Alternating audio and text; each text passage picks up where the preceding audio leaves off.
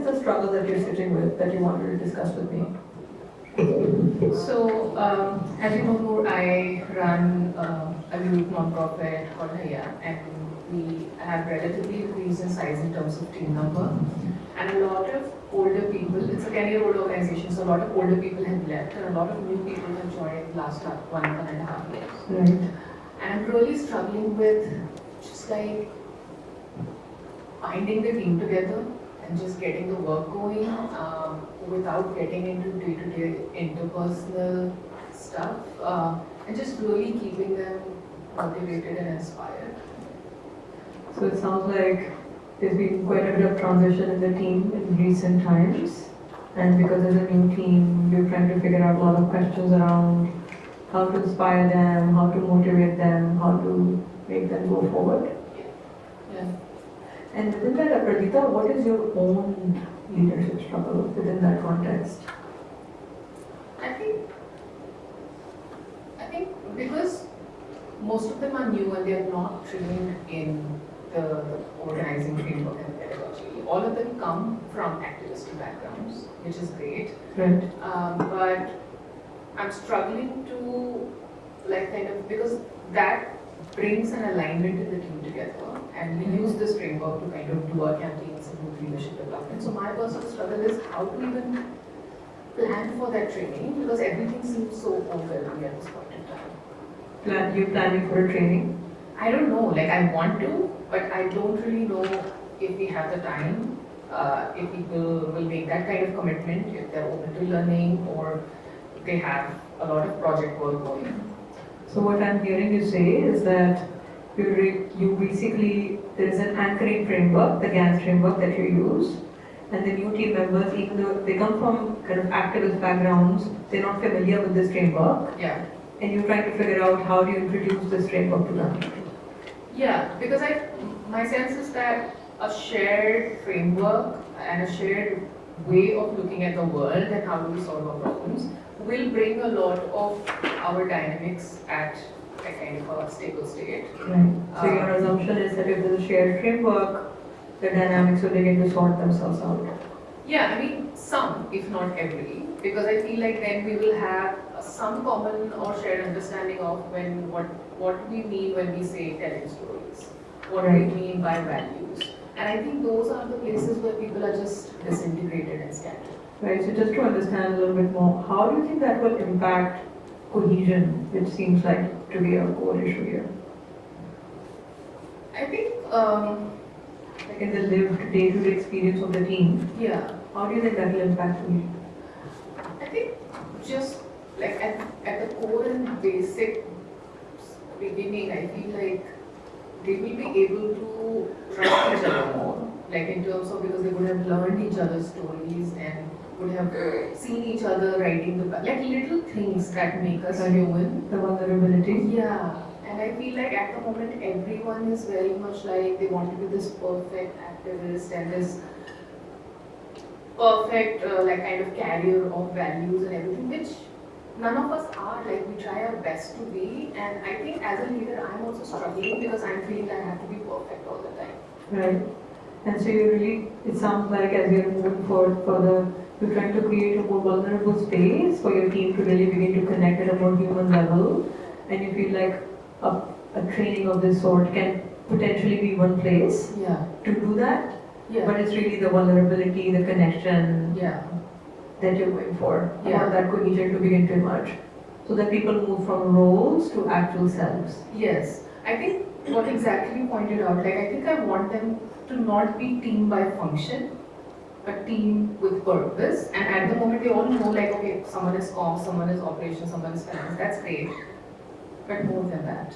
Right. And so within that, Aparajita, so now that you see that you're trying to create, just mirroring back, that you're trying to create a space where people can actually connect at a human level, beyond their functions, beyond their roles, beyond their titles, as people, and connect as a team. What is Aparajita's challenge in convening that space? I feel a part of me feels really scared to kind of plan that because I'm scared that it will be rejected. I'm also overwhelmed that I don't want to inject a new plan and a new commitment in their schedules when they're already in the middle of so much work. And yeah, I think that's what I can think of. So you're feeling scared, you're feeling overwhelmed, and you have certain assumptions about how that would land with the team that is making you feel those ways. Yeah. So in the past, when these feelings of fear and overwhelm have come up for you, when it comes to introducing initiatives in the team, what have been some things that you have done that have allowed you to work through them towards some success? You can take a minute to reflect on that, think about it. No rush.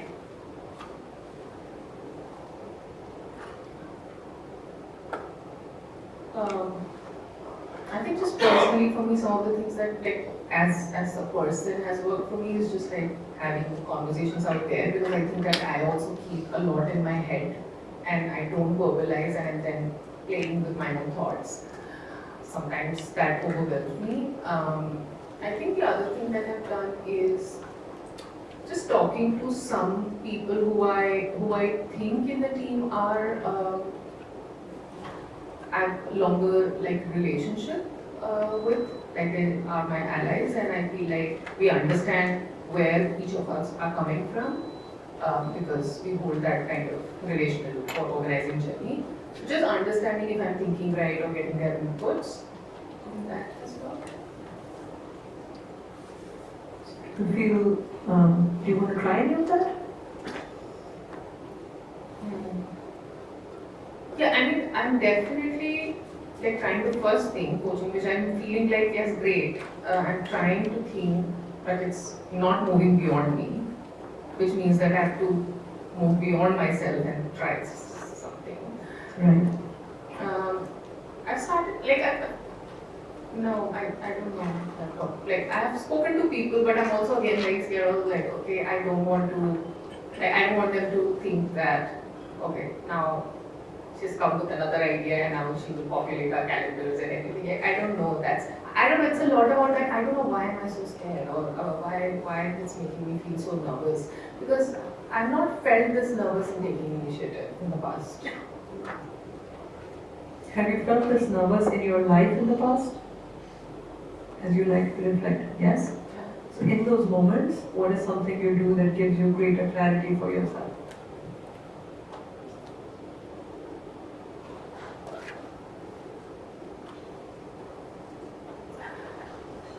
You know, maybe it sounds too obvious, but just sometimes just take the risk. Like the risk of not speaking to people is way higher than just speaking and feeling like someone saying you're bullshitting, like this cannot happen right now. I don't know, maybe. Yeah, maybe. So what risk do you want to take up with you? Just pitching the idea. To who do you want to talk to? I think maybe a core group of. I'm also sensing like maybe like some of the people who are new and they're actually going on the ground and they're working with communities. Because our core work is organizing, they must be facing those challenges too on the ground, right? So mixed group? Yeah, it's a mixed group. So how like maybe just talking to people who are actually might immediately benefit from a training like this. When would you like to do that? Like when I go back like next week. Next week. Doing work. Shall I check in with you at the end of next week to see how that went? Yeah, I think I'll take me about a week to do conversations going at end of next week sounds good. Okay. So then how about I give you a call Sunday night? Maybe a message or a call just to check in on you. Yeah, sounds good. And then we can see where we go with this. If another conversation is in order or how you feeling. Yeah, sounds good. Fantastic. Thank you. Thank you. Thank you for sharing.